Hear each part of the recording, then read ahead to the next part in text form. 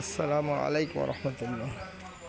আমাদের বন্ধু আমার অলরেডি একটা বাসা বাড়ি বানাইছে, তো দেখেন কেমন হয়েছে, আপনারা কমেন্টে জানাবেন।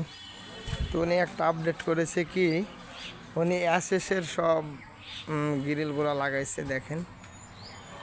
হ্যাঁ হ্যাঁ, এসএসের গ্রিল লাগাইছে, উনি আপডেট করেছে। তো আপনারাও করতে পারেন যদি মনে করেন।